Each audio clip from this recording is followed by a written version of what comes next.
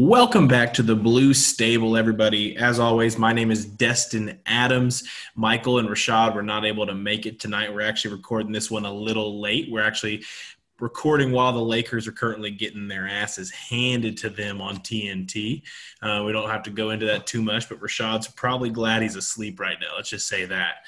But join with me today is currently the writer for the bluestable.com who has the most articles out of any writer for the bluestable.com, Lucas Robbins. How are you doing today, man? I'm doing great, man. I just got off of a night shift closing for a local bar that I've been working at. So, you know what? I'm feeling good. I'm glad to be on the show. Working night shift at a bar. How is that? Is that fun? Is that exciting? Or is it not as fun as like movies and TV shows make it out to be? Let's just say it's as fun as the staff and the customers are. So can be a mix depending on the night and the staff. But, you know, tonight was a good night. There we go. So you didn't have to throw anybody out. No underagers trying to pass off some fake IDs on you. A lot less of those nowadays. But, you know, you occasionally see those from time to time, but nothing too bad. Okay. But as always, you guys are listening to the official Colts podcast of Fansided. This is the Blue Stable podcast, and we're just going to jump right in. Second week of Colts minicamp. The last day actually was today. The players were all let go today. They're going to have a couple of weeks off until actual training camp begins. But a cool story about it right now is the second week of minicamp is actually only mandatory for rookies. We saw Carson Wentz, Paris Campbell, and Michael Pittman Jr. join them this week, which was really cool to see. Michael Pittman Jr. probably was here just because he missed a little bit of the first week because his baby was born. So I'm sure that's kind of why he was here for the second week. But still, I mean, making the decision to be here during the non-mandatory workouts, I mean, he's only a second-year guy, and he's already making that decision. So I thought that was super cool to see. But what did you think about that? Well, definitely the missing out on part of it because of the baby was a big factor. He also had a shortened offseason previously. So I could see him possibly wanting to make up for that extra time that he missed off because of the COVID offseason to really try and hammer home some key stuff to learn this offseason. Paris Campbell, he did have at least one full offseason as a rookie, but he just hasn't had a whole lot of playing time. So seeing him out there for an extended period of time makes sense. And of course, Carson Wentz, he wants to bond with his new weapons, his new teammates, and he wants to prove himself a leader. And I'm not seeing a whole lot of that bad locker room presence from Carson so far. So far, so good. I don't know where the Eagles media got that from. Well, the city of Philadelphia is nuts. I got to go to Philadelphia for the NFL draft. It was the year we drafted Malik Hooker. I'm trying to think what year that is off the top of my head without looking it up. 2017. This is why we have Lucas here.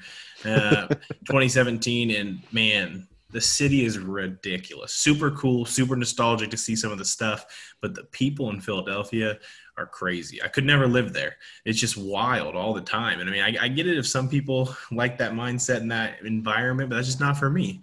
The thing about Carson Wentz, I mean, I always felt like because it was coming out of the Philadelphia media, it was probably overblown a little bit at least. Now, do I think he had some problems with him taking a quarterback in the second round? Yeah, I think almost every quarterback would react like that. I mean, we're seeing Aaron Rodgers right now. I mean, he says he was fine with the Jordan Love pick last year, but I mean, actions speak louder than words. And it just kind of seems like that ticked him off a little bit more than he's letting on.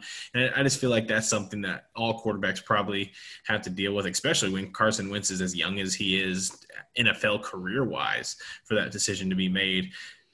But him staying was definitely the coolest part. I mean, I really wonder if all that stuff coming out of Philadelphia is something that Carson Wentz actually put a lot of his own attention to, if he ever saw it and read all those articles or not.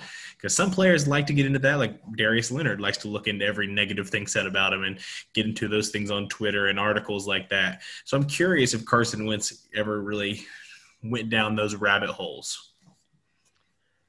I'm definitely curious on that one too, but just based off of his conferences with the press so far, and just kind of his demeanor so far, it seems more like he's the people will say whatever they want to say about me. I'm just here to play football. He's seems to kind of tune that out more so and tries to focus on what he can control.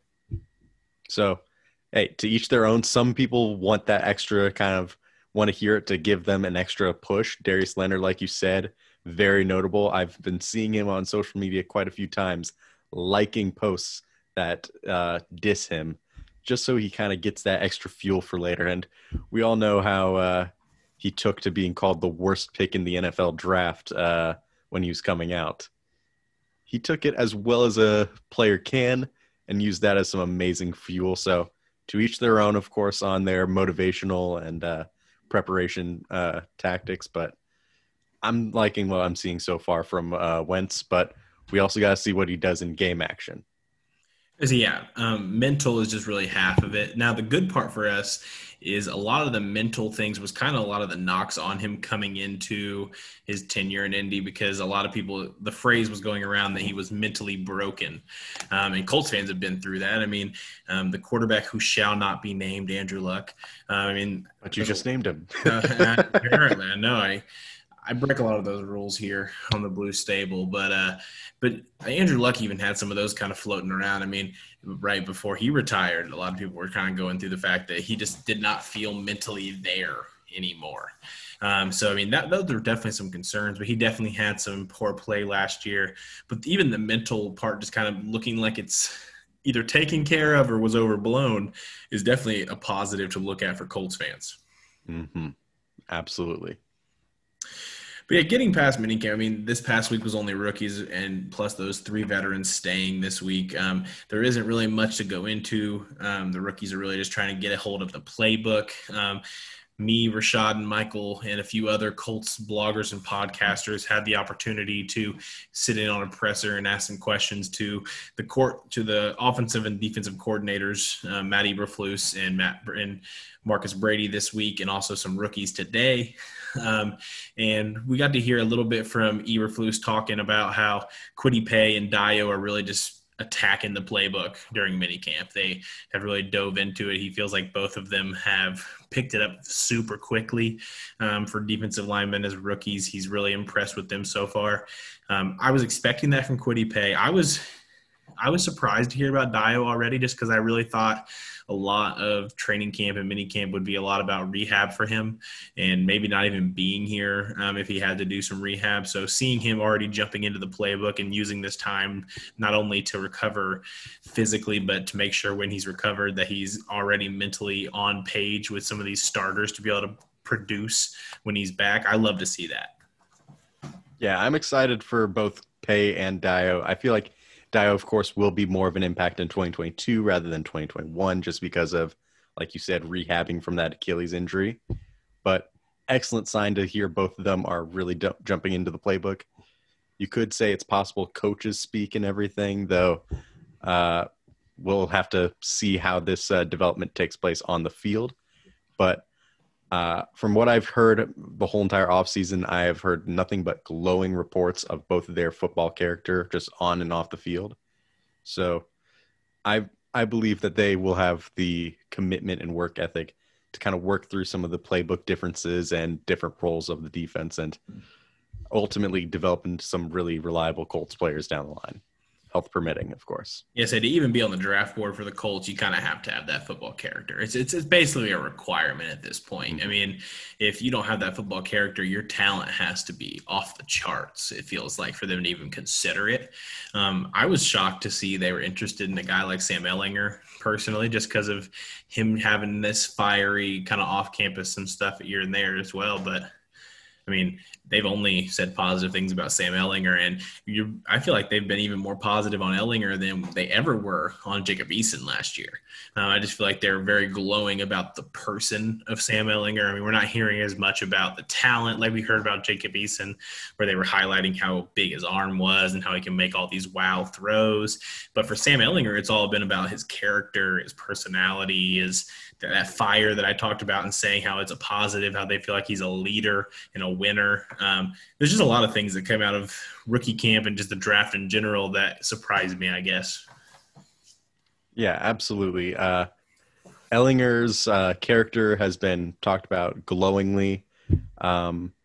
Really, the only character concerns that like I've seen major coming out have been a little bit like there's EJ Speed. He had an off the field issue back in Tarleton State that kind of pushed him down whatever draft boards that he was already on, and possibly took him off of several ones. But the Colts felt like he had tried to redeem himself and was working through everything. And so far, so good on that front. We haven't heard anything bad on at least two Colts media at this point of him off the field in his pro career.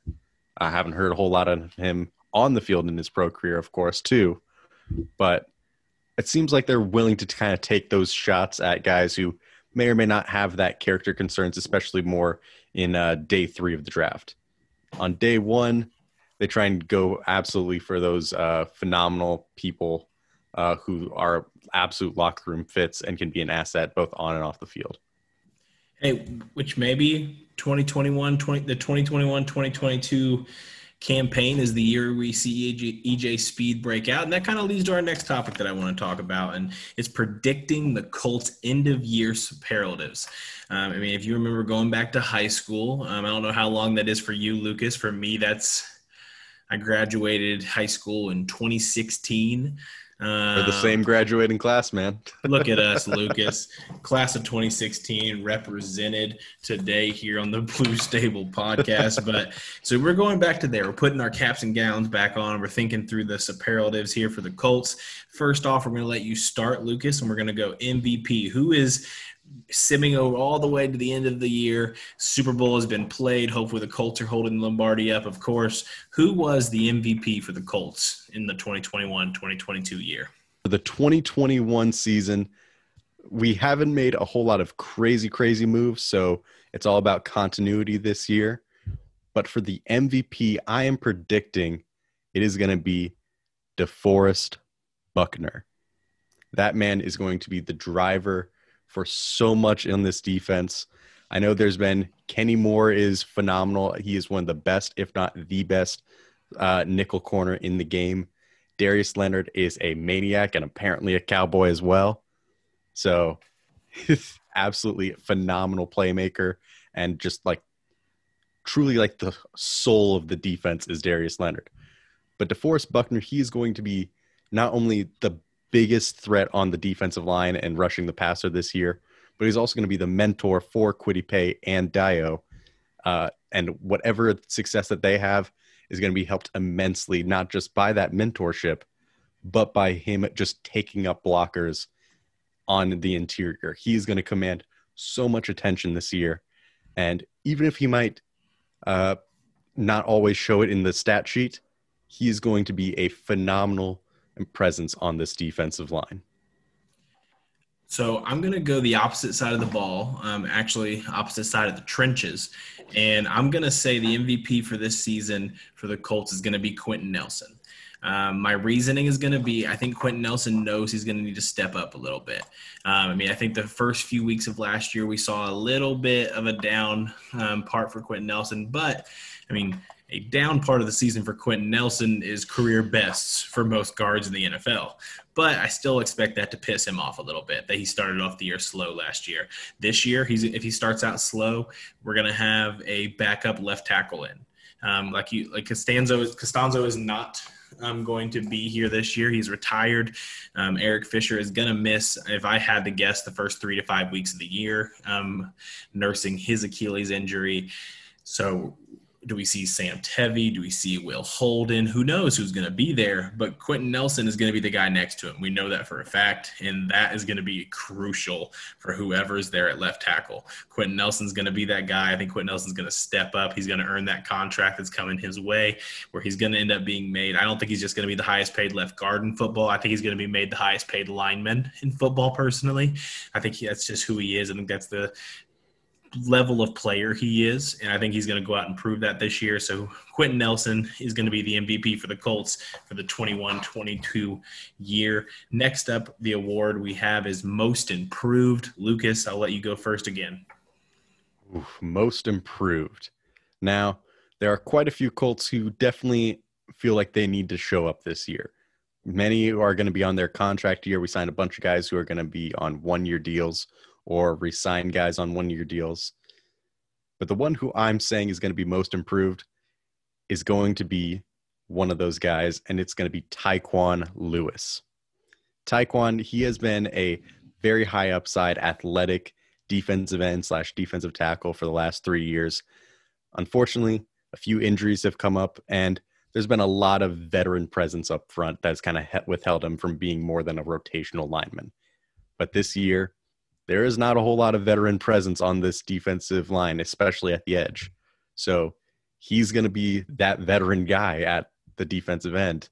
And it's make or break time. This is his final year on his rookie deal. Now, I love me some Kamoko Toure. If he's healthy, he could be on this list. However, Tae Kwon has a much less in history, so we're likely to be able to play more of the season and be fully healthy. And his versatility is going to be enormous of an asset for the Colts throughout the year. And he has more ability to go not just inside, outside, but be able to stop the run and rush the passer. So I think Tae Kwon Lewis is going to have a big breakout year for his final year. And we'll see if we have enough money to try and re-sign him depending on how big that breakout is. Hey, there's an opening there for that in-between edge interior defensive lineman role with Danico Autry going to Tennessee. I mean, I feel like that's really where Tae Kwon Lewis fits. So I feel like he can try to take that role and see where he goes with it. My most improved, I'm going to go a very homerish answer, probably one that most Colts fans are hoping for. I'm going to say Carson Wentz. I think last year was a very down year for Carson Wentz, as we all know. And I think his play is going to dictate a lot of who this Colts team is at the end of the year. Like I said earlier, we're hoping we're holding that Lombardi up. And if we're holding the Lombardi up, it's because Carson Wentz is back to his near MVP form. Like, that's just what needs to happen for this team to be in that conversation.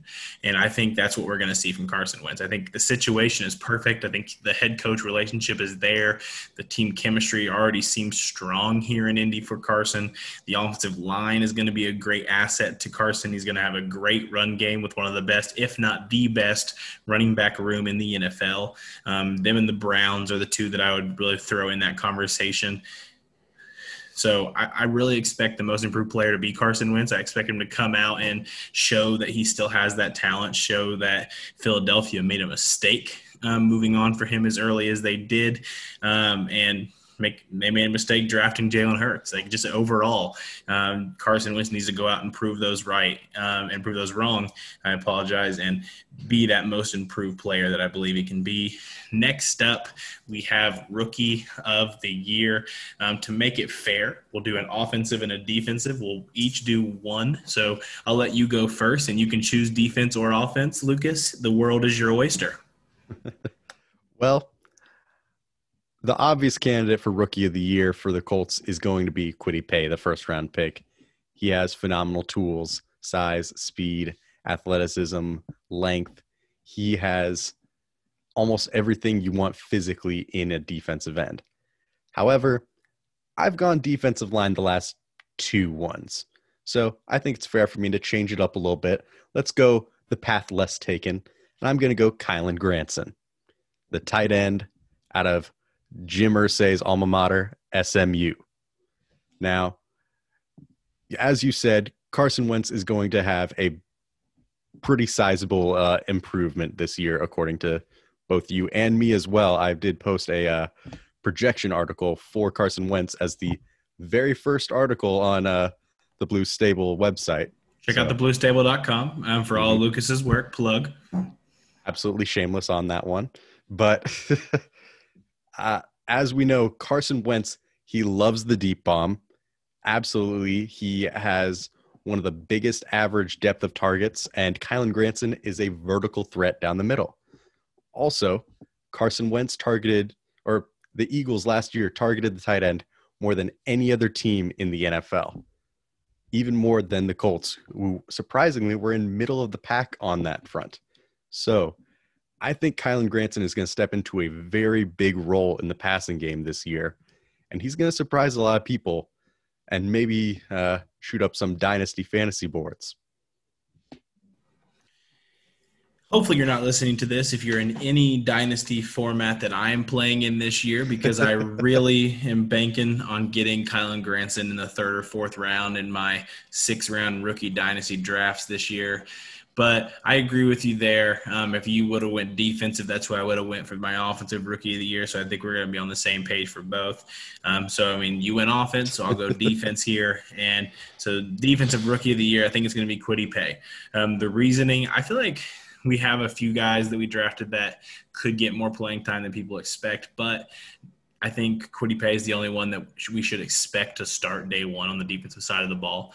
Dio obviously is going to be rehabbing his injury. Sean Davis from Florida, not Sean Davis that was signed from Pittsburgh. Don't get it twisted. Also a guy who I feel like could end up getting some playing time in that 3rd safety role if he makes the roster. Hard-hitting guy who had some solid coverage when I watched his tape a little bit, struggled with his tackling lanes and figuring out when to attack the ball a little bit there. But I think Kwity Paye is the guy for defensive rookie of the year. I think he's the guy for overall rookie of the year if we had to choose just one. He's just going to get that immediate impact that we're hoping for. I mean, the Colts elected to let a lot of their in-house edge rushers leave this offseason with Justin Houston and Danico Autry going to Tennessee. Justin Houston, I believe, is still looking for a home elsewhere. But the Colts have basically decided not to bring him back.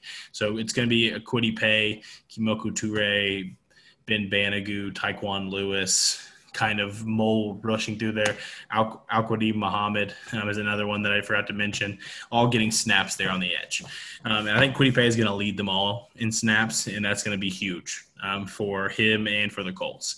So I think he's going to be that defensive the rookie of the year that we're all looking for. Now, to get to some sour tasting superlatives, because if you were in high school, they're not all good. Where's the fun in that? You got to have some awful ones. You got to have the most likely to go to prison, most likely not to graduate, most likely to get left by their high school sweetheart, all those fun ones, yeah. You know? So the next one is most disappointing for the 2021-2022 year, Lucas. Well, it breaks my heart. It truly does to award this superlative. But if I have to say most disappointing, I'm going to say it's probably Rocky Sin. Now, he's had an up and down career so far. There's been some good, but there's also been some ugly.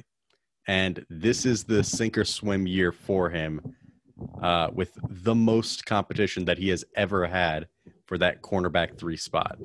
He is going to be going up against not only TJ Carey, who he lost the job to towards the end of the season, but he's also going to have Isaiah Rodgers, who is a phenomenal returner and very elite athlete to potentially develop into year 2 to possibly compete with him. Though I see Rodgers more of a inside corner, there is a chance he could move to outside a little bit. And another one of my favorite sleepers this year, Marvell Tell. The guy came in as a safety, transferred into becoming a corner, and despite all that has been phenomenal in his rookie year. Opted out last year, but from all accounts, he has done a very good job training in this off year and relearning the playbook more and more and just keeping his body in shape. And he was already a phenomenal athlete, like elite spark score level athlete. So I am very, very interested in seeing what Marvell Tell could do.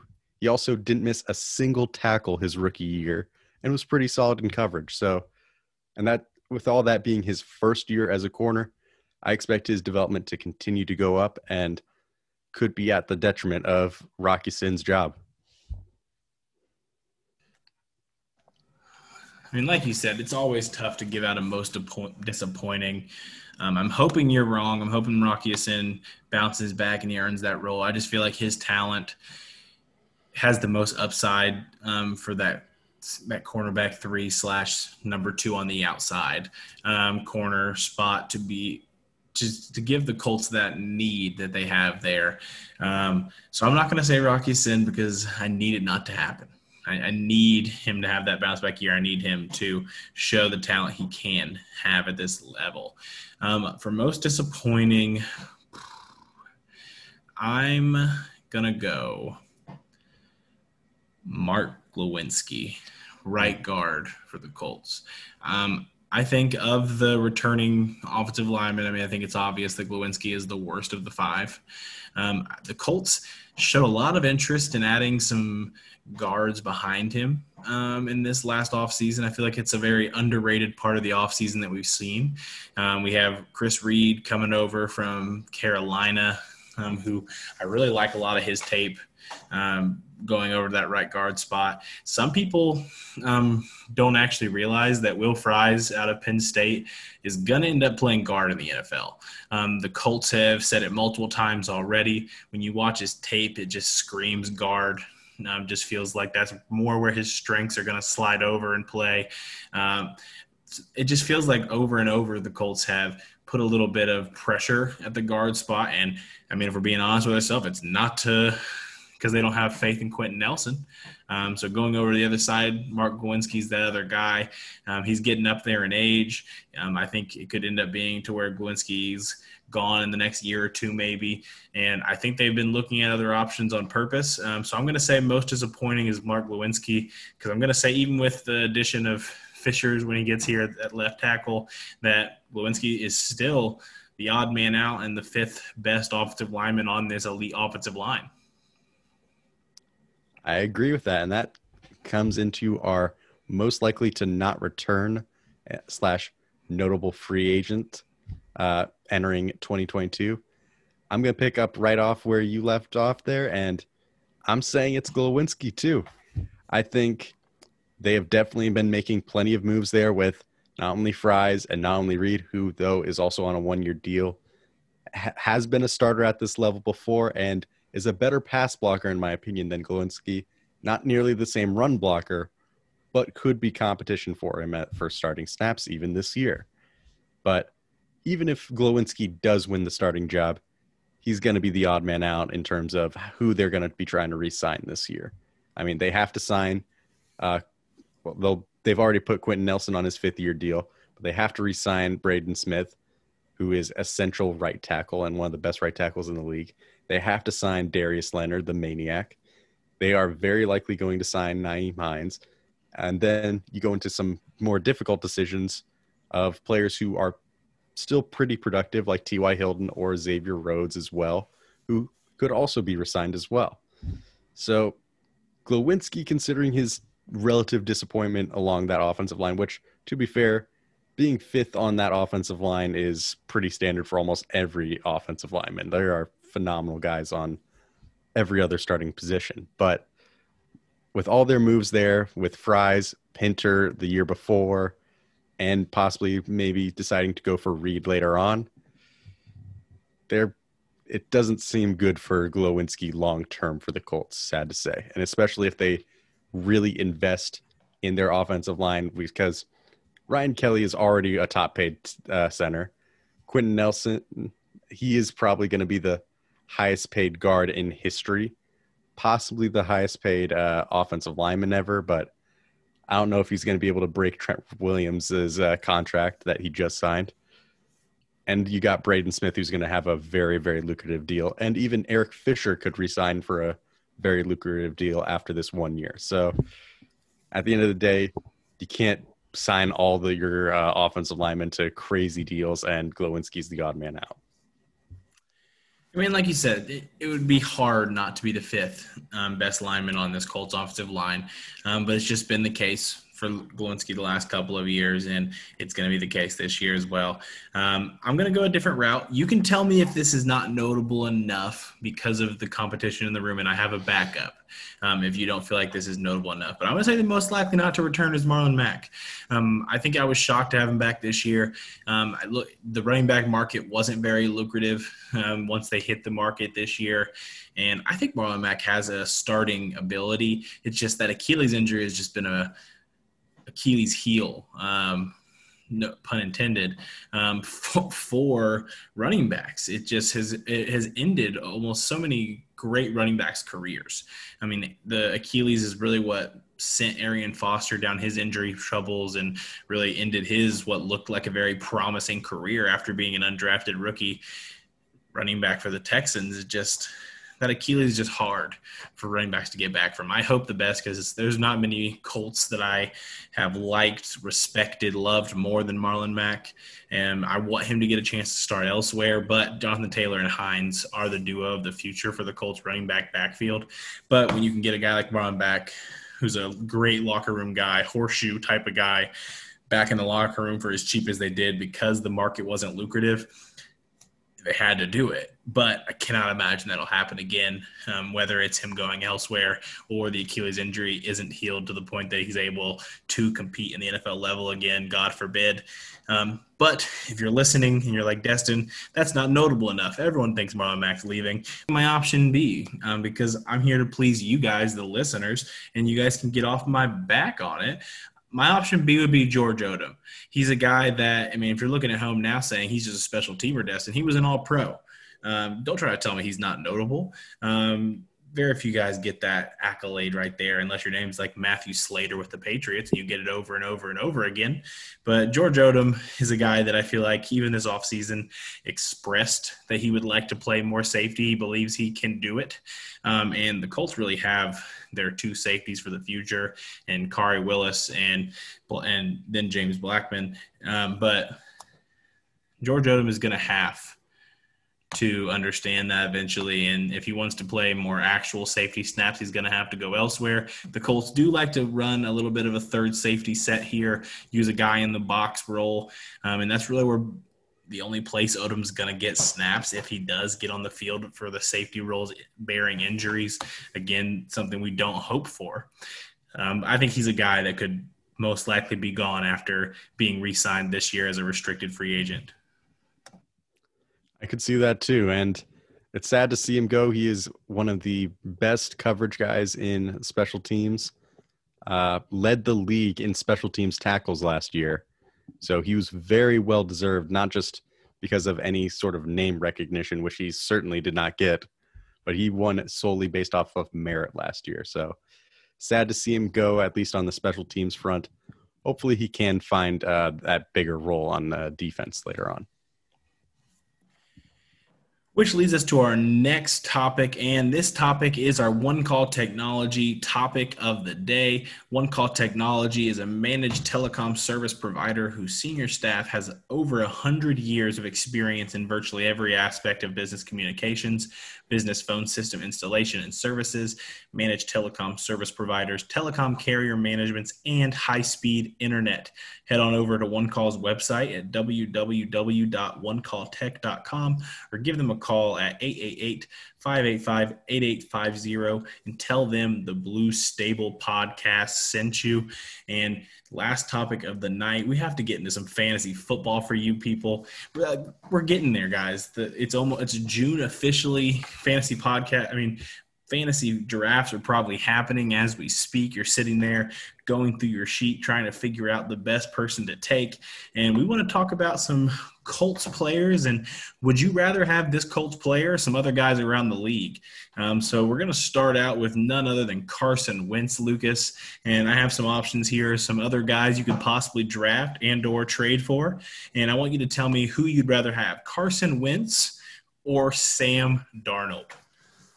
Ooh, now this is an interesting one. Both of them were on the trade market this year. Sam Darnold has had a disappointing career while Carson Wentz only had a disappointing year.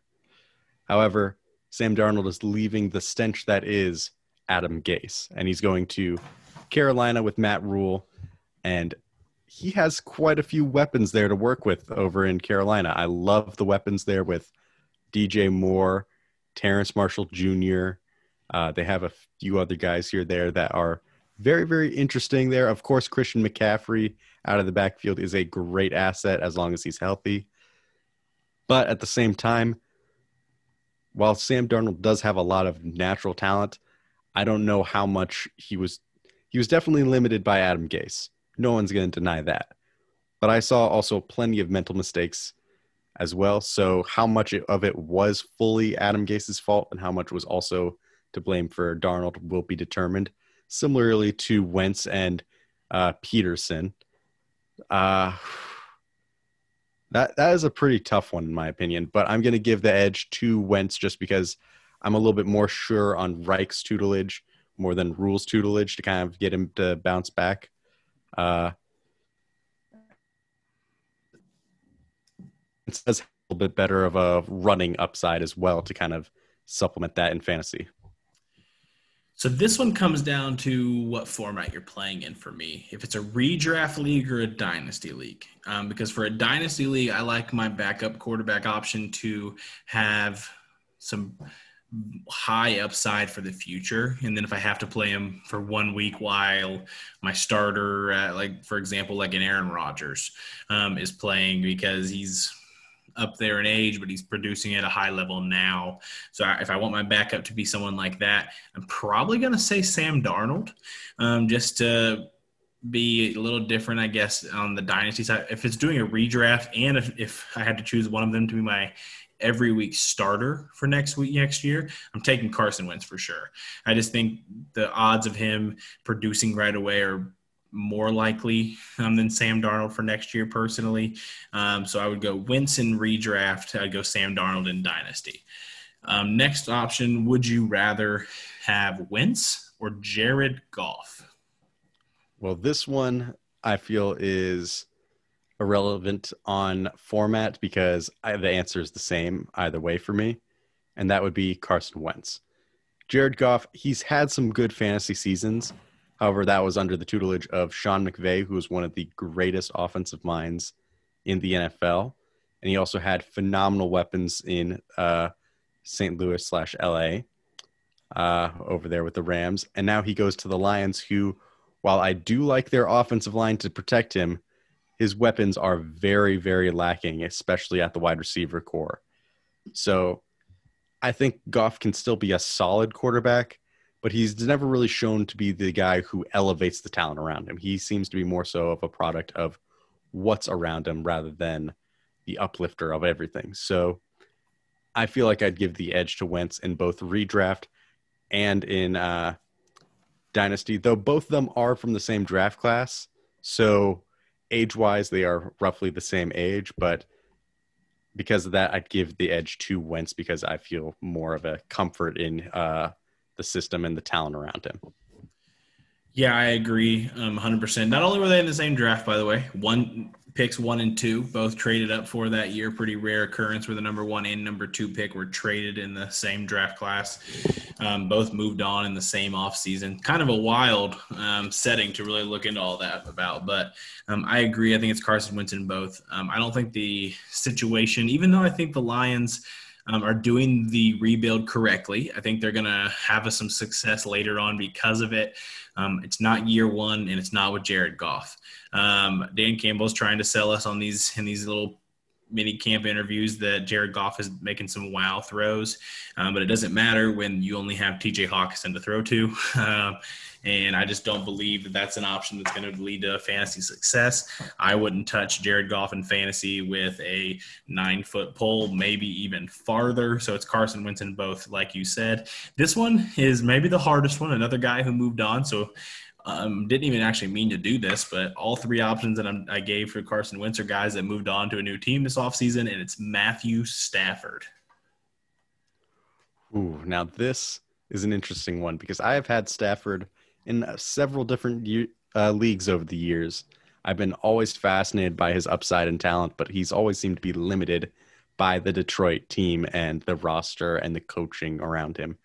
But it seemed to be able to elevate them to be much better than what they seem to be. And now he goes to Jared Goff's old stomping grounds over in the Rams with a legit offensive coordinator, like I said, and actual amazing weapons like Cooper Kupp and Robert Woods. And they did draft a new rookie to help out. I believe it was Dwayne Eskridge, though I don't know for a fact on that 100%. Don't quote me on that. I'll have to relook that. But still, very, very good weapons, great offensive coordinator. Passing protection is solid and pretty good. So I'm going to take Matt Stafford this one, at least for redraft. In Dynasty, I'd still probably give a bit more of an edge to Carson Wentz just because he is a younger quarterback. But for 2021, if I had to choose who's going to have the better fantasy season, I'm going Matthew Stafford. Yeah, I think I agree. So starting in redraft, I'd go Matthew Stafford just because I feel like the Rams situation is definitely win now. Matthew Stafford's a guy who I've always loved and respected. He just has that grit. He has that fire in his eyes to win just every game he plays in, every snap he's playing on the field. Matthew Stafford wants to win. And I've always respected him. I've drafted him multiple times just because of my love for him, even when Detroit wasn't the greatest situation. Matthew Stafford found ways to make plays. I think it's going to be much easier for him in LA. So in a redraft format, I would go Matthew Stafford. Now, the weird part is trying to think what the window for Matthew Stafford is in a dynasty setting. And Matthew Stafford, not only up there in age a little bit, has had a lot of injury concerns, and he's had one of the two injuries that I classify as a red flag don't draft injury on my draft boards, and that I just pass on it, even though Matthew Stafford, just because I love Matthew Stafford. The two injuries are neck injuries. I don't like those. Those are things that I really don't like to mess with when it comes to fantasy football because they're usually something that linger. And then spine. Matthew Stafford had a lot of problems with his spine a year and a half ago, and that's a no-go for me. If I was a professional football player, I'd hang it up the first time I had a neck or spine injury because it wouldn't be worth it to me to be paralyzed. I mean, you hate to see guys like Ryan Shazier, for example, who had that kind of injury and has had to alter his entire life, learn how to walk again, learn how to jog again. Like he's just had to restart from the ground up because of such an injury. And those kind of things to me, I just don't like them. And that's something that always you have to look at in the back of your mind, no matter how much I love Matthew Stafford as a player, as a person, that in a dynasty format, I would have to take Carson Wentz over him because of that. Now, moving on to a different player, a different position, T.Y. Hilton, most likely the first receiver for the Colts drafted in most fantasy settings still. Maybe Michael Pittman jumps him in a dynasty this year. We'll see what happens, but T.Y. Hilton, most likely that guy. And we're going to go T.Y. Hilton or Chase Claypool. That is an interesting one because both of them are phenomenal deep threats who have great athleticism, though, of course, Chase Claypool has a lot more height and weight on him to complement his speeds. But I'm a lot more confident in T.Y. Hilton's quarterback to be able to deliver the deep ball at this point. Big Ben did not look good throwing deep at all last year, did not attempt it very often. While Wentz did regress in his deep ball accuracy last year, he's young enough where he still did throw it a whole lot, and I think that was more so a product of having to just chuck it deep constantly because he was down a whole lot and he had a lot of pressure around him. So usually your accuracy falters a little bit in some of those high-stakes environments. But at this point, in redraft formats, I would go – I think I would go T.Y. over Chase Claypool just for this year. Though T.Y. does have a few injury concerns, unless Claypool is getting more red zone work and some more rushing plays, which he did do a little bit, it's going to be a little bit tougher for him to replicate his touchdown success from last year. He had a lot of touchdowns that came in big burst games and then was a lot quieter down the stretch. So he's a little bit more of a known commodity this year. We'll see if he can repeat. I do love his upside long-term, however, and I would definitely take him over T.Y. in a dynasty format. However, for 2021 strictly, I'm going to give a slight edge to T.Y. Hilton. I'm going to take T.Y. Hilton over Claypool in both formats. I'm going to go T.Y. over Claypool in both formats for a simple reason. That simple reason is I don't trust Big Ben. I would not bet anything on Big Ben in the near future. I wouldn't bet on Big Ben. I'm not saying that he can't. I just would not bet on it. And when fantasy comes around, a lot of betting is on the table. That's just what you're doing. And I just can't put my eggs in a basket that requires Big Ben being better than last year. I just can't because I don't know if it can happen. I think Carson Wentz can. I think T.Y. Hilton will be a better T.Y. Hilton with Carson Wentz than he was with Phillip Rivers. I just think that type of quarterback fits T.Y. Hilton's play style and skill set more. So I think I would take T.Y. Hilton over Claypool in both formats because of that. I think Claypool is a solid player. I hope they use him in the slot more this year because he had a lot of success there last year, especially in the red zone. I know they like to use Juju Smith-Schuster in the slot role, but personally, I think Claypool just belongs there in the sense that I still think he should have made the switch to tight end. I think he would have been an elite tight end in the NFL. Putting him in the slot just kind of still utilizes that skill set and that type of mismatch opportunities. Next up, I'm going to go first on this one because I kind of switched this, and you don't know this yet. I'm going to say Tyler Lockett. So T.Y. Hilton or Tyler Lockett, receiver for Seattle. For a redraft league, I'm going to say T.Y. Hilton, which is shocking. I own Tyler Lockett in every league. I just really love the partnership of T.Y. Hilton and Carson Wentz. I just really see a lot of upside there. I really think it's going to work out. In a dynasty setting, I would take Tyler Lockett. I just think he has more years left. I think as the number 2 option is at least by corners when they play Seattle. DK Metcalf gets a lot of the cornerback one love. Even though Tyler Lockett has been incredible in his career, I feel like he still is going to produce there. So I would take Tyler Lockett in a dynasty setting over T.Y. Hilton. But this year alone, I think T.Y. Hilton outscores him. I'm going to have to disagree with you on that one. I think in redraft and dynasty, I'm going to be taking Tyler Lockett, not just in dynasty because he is younger and will be guaranteed to have more time with his quarterback, as also a big thing in the previous one with Chase Claypool is I don't also know if T.Y. is going to keep his quarterback next year either because he's going to be a free agent too. He could be moving on later on. So we'll see where T.Y. ends up for dynasty purposes throughout this whole entire conversation. But for Tyler Lockett, I just absolutely love his pairing with Russell Wilson. Russell Wilson is a great deep ball passer, and Lockett is one of the best deep threats in the game at this point. T.Y., of course, was previously back with Luck, though. We'll see if he can recapture that magic with Wentz. But we know that Lockett definitely has that magic with Russell Wilson. On top of the Seahawks defense can be pretty inconsistent, and they could be throwing from behind a lot. They could be getting into plenty of shootouts. I see Tyler Lockett as the 1A/1B in a very high volume passing attack, which is going to be very, very beneficial for a lot of fantasy teams. So I put Lockett as above T.Y. in both formats. So this one's going to be fun. A little Colt versus Colt action. T.Y. Hilton or Michael Pittman Jr., Lucas? Well, of course, in Dynasty, no question, it's going to be Michael Pittman. However, the real conversation is for 2021, because we know T.Y. is going to be here that year, and we know Michael Pittman's definitely, of course, going to be here too. So the question is, how much do you believe in the Michael Pittman development, and also how much do you believe in the T.Y. Hilton resurrection with Wentz?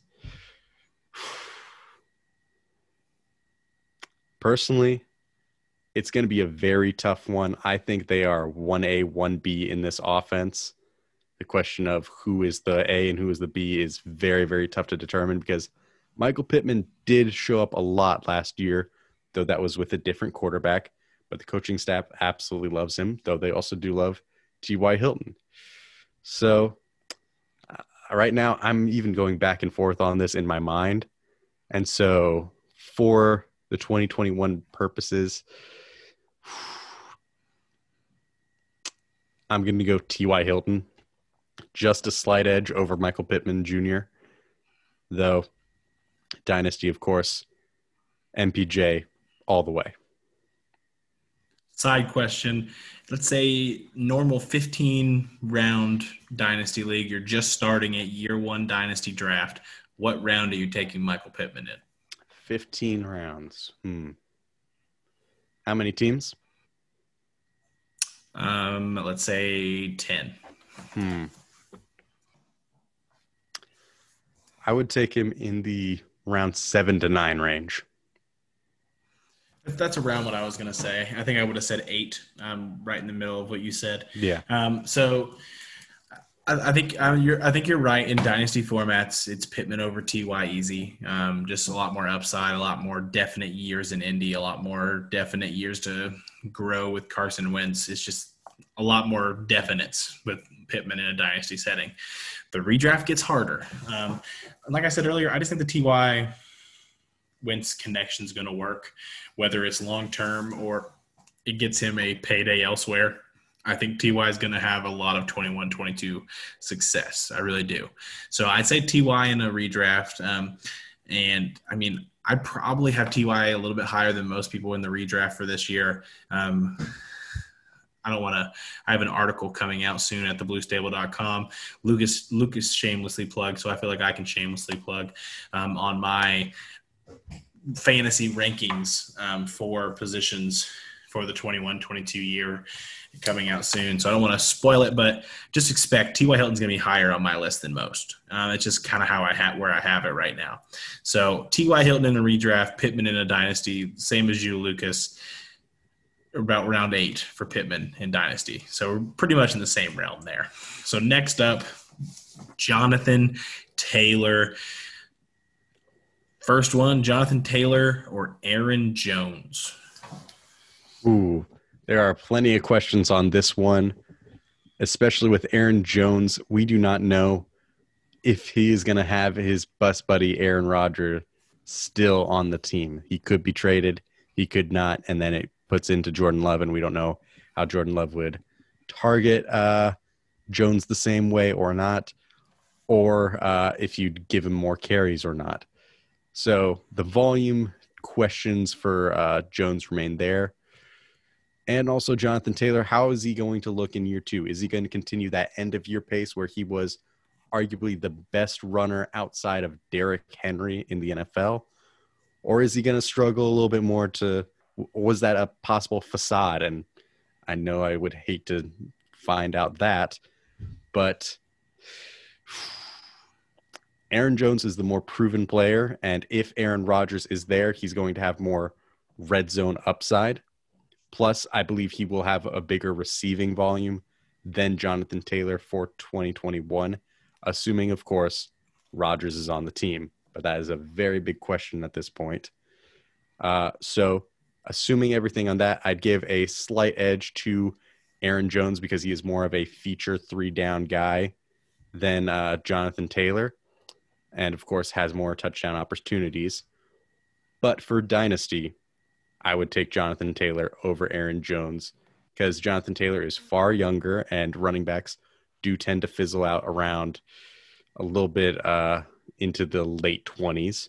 So while Aaron Jones is not in danger of doing that just yet, he is starting to get closer and closer to that, especially compared to Jonathan Taylor. So I would take Jonathan Taylor over Aaron Jones in a dynasty format. So I'm going to start off by saying there are very few running backs I would take over Jonathan Taylor in a dynasty format. So, I mean, it's going to be a common thread that I'm going to take Jonathan Taylor over all 3 names that I say in a dynasty format. Just expect it. So most of my conversation is going to be in a redraft format.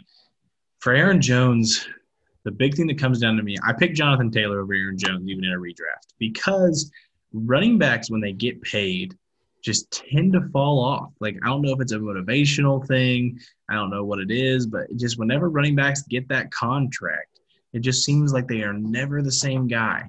There are a few outliers, so I'm not saying every single one. There are plenty of running backs that continue kicking no matter what the contract is. I mean, Frank Gore's still out there doing what he does. So it doesn't matter for every single running back. But if I had to put my money on it, I think Jonathan Taylor outscores Aaron Jones this year. I've been selling Aaron Jones shares in a lot of my leagues because of this and just because of A.J. Dillon being behind him. I just feel like there's a lot of factors that could end up pushing Aaron Jones out and maybe seeing a trade before that contract's up. So I'm going to say Jonathan Taylor over Aaron Jones. This next one has been a really hot topic. It's one of the hotter names in dynasty formats and redraft. Had a really strong end of the year last year. David Montgomery. Oof. David Montgomery. I really liked him coming out, and I was very high on him in his rookie year, and he disappointed me. Then his sophomore year, or second year, I should say, I did not draft him, but I did eventually trade a buy for him, and he rewarded with me for a very, very strong breakout. However, his offensive line has gone through quite a bit of change. For better or for worse is to be determined, especially on the offensive tackles. But I feel much more confident in Jonathan Taylor's both talent and situation. Plus, David Montgomery is going to have Tyreek Cohen back on the field potentially if he is healthy, which could take away some of that very, very valuable receiving work, as well as even a few rushing attempts as well. So I give the edge to Jonathan Taylor in both redraft and in keeper or dynasty as well because of youth and better situation and natural talent, in my opinion. So I own both in almost every league. This makes it tough. I would say Jonathan Taylor in dynasty still, just because I think Jonathan Taylor is one of the top tier guys in dynasty drafts for running backs currently. I just think he's that good. For redraft, the uncertainty at quarterback, I mean, Jonathan Taylor is going to share too. Marlon Mack's back. They're going to give him snaps. You're just naive. If you don't think he's going to get snaps, you're naive. They brought him back for a reason. He's going to get some snaps. I hope it's not too many, but he's going to get some. I mean, Nyheim Hines is still going to eat up some of those catches. He may lead the team in catches again. Who knows? He's just that talented with the ball in his hand. You got to use him somehow. But I think talent-wise, Jonathan Taylor is just more talented. Carson Wentz likes throwing to running backs already. Taylor showed last year that a lot of the cons that he got given for draft, not being a guy who could impact the pass game, were incorrect. He impacted it early and often last year. And because of that, I'm going to take Jonathan Taylor over Montgomery in both formats. I am. It's hard, but I like Montgomery a lot. I own him in almost every league. I still don't want to trade him in almost every league, so I'd like to keep them both on my roster, but I'd rather have Jonathan Taylor if it came down to it. This one's a hard one. Another guy coming off an injury, huge name, probably a guy who's gone top 2 the last 3 drafts probably in fantasy formats, dynasty or redraft probably, Saquon Barkley. Ooh, now these are 2 of my boys right here because I'm in a high school league or a league that I started back in high school with some of my buds. Still going on strong. Gotta love it. But it is a 2-player keeper league. And I have both Jonathan Taylor and Saquon Barkley. I'm feeling very confident that they're probably going to be my keepers. Spoiler alert for any of my fellow league mates in that league listening. But if I had to pick one of them for this year and even for long term, that is a tough one because Saquon Barkley is the more talented player as a prospect. However, Saquon has had plenty of injuries over the last few years that have been pretty scary, and it is not good to have these types of injuries even this early in his career. Can he bounce back? We'll see. But that upside there is phenomenal.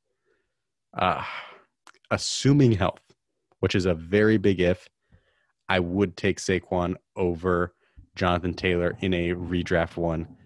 Dynasty, I'd probably lean a little bit more towards Jonathan Taylor just because of youth and lack of injuries at this point and a better offensive line as well to help him up front.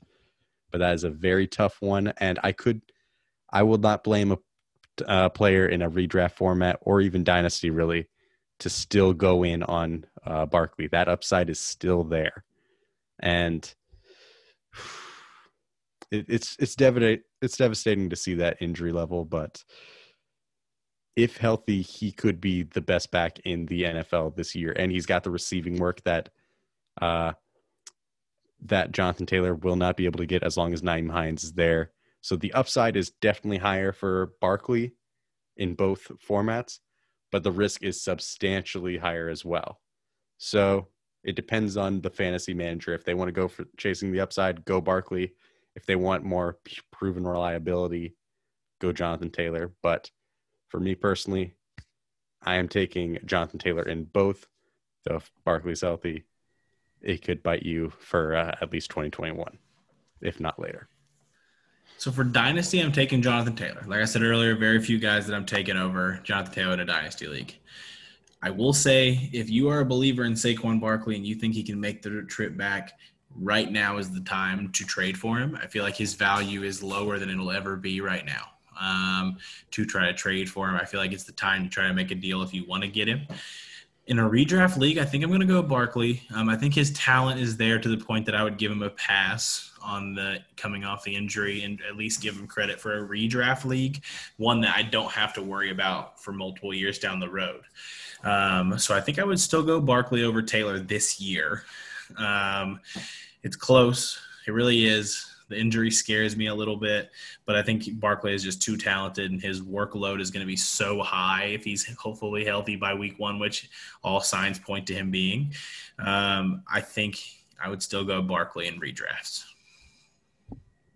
Well, that is a very interesting take on that front. Of course, he has all the upside that you can want in a running back. I mean, there's a reason why he went above even Quentin Nelson, even above certain quarterbacks like Sam Darnold. He went second overall in a very, very strong draft because he is arguably the greatest prospect coming out since Adrian Peterson, if not even later than that, at running back. So that's the upside you get.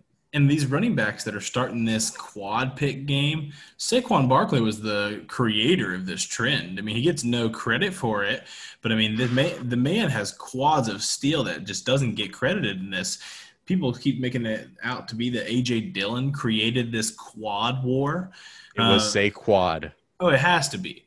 He's not getting the credit he deserves in this quad off that's going on in the NFL. I've seen more pictures of Giovanni Bernard's quads on Twitter than Saquon Barkley's in the last couple of weeks, and that should be assault.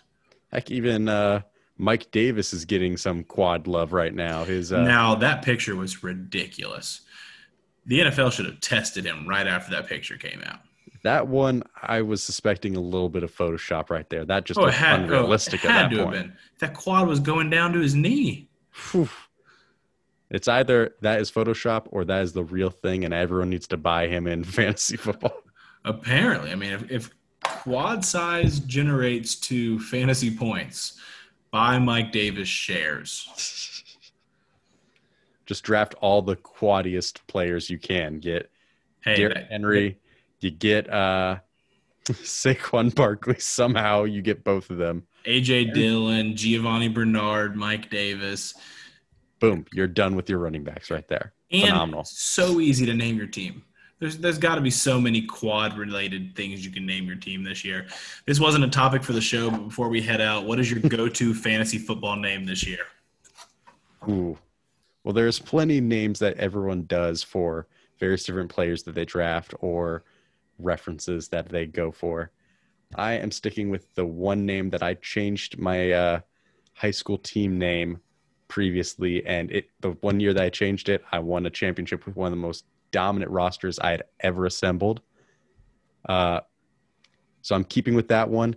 It sticks to my core values, not just as a fantasy manager, but as a person. And that is the Italian Stallions. You don't think that there is a reason that I am wearing an Italian shirt right now? I was about to say, I mean, he came to play with the Italian shirt on right to announce the name. Exactly. I love me some Colts, Stallions. I am Italian, Italians. One of my favorite movies, Rocky, which is about an underdog fighting to win. Maybe he wins, maybe he doesn't, depending on the movie that you're watching. But he will fight tooth and nail and outwork every single person out there. And that is something I absolutely value to my core as a fantasy manager and just as a person in general. So the Italian Stallions is my team name. Ride or die with that one. I've had a lot over the years. I've rolled with the Ballard Barrage in a few leagues over the last couple of years, and I have a pretty cool edited picture of Ballard that I've used for it. This year, I'm pretty much rolling with Big Q's Keg Stand Crew. Absolutely love it. Have the picture of Big Q celebrating his almost touchdown with the keg stand celebration with all of them there. I mean, there's a few guys in that keg stand crew that are no longer Colts. Hope for them for the best, but Big Q's keg stand crew is definitely my go-to this year. I think it is a referee crime of the century that they threw that yellow flag down there and didn't immediately pick it up when they saw that celebration. The fact that that celebration amounted to, in points-wise, nothing is a travesty. And yes, I am saying that with full knowledge of what happened in the NFC Championship game a few years ago with that brutal no pass interference call. That call, while terrible, was not as big of a travesty in my personal and very biased sports opinion as the Big Q keg stand not counting. Terrible. The keg stand will always count in our hearts. The keg stand will always count as my fantasy football name. So if Quentin Nelson's listening, it counts in our book, and I'm repping the picture whether it counted or not as a touchdown. But guys, thanks so much for listening. Lucas, thank you so much for filling in for Michael and Rashad, who couldn't make it with us on this late night. The Lakers still trailing. If you're listening to this tomorrow while we're listening here, hopefully when we wake up, and you're listening right now, the Lakers have been eliminated from the playoffs, praying to the basketball gods. But my name is Destin Adams. His name is Lucas Robbins. Make sure you're checking out all of Lucas's work at thebluestable.com, and you're checking out the podcast on every platform you can, whether it's Apple, Spotify, YouTube, Google. So many different options to listen to us here at the Blue Stable, the official Colts podcast of Fansided. Thank you guys so much, and have a great rest of your weekend.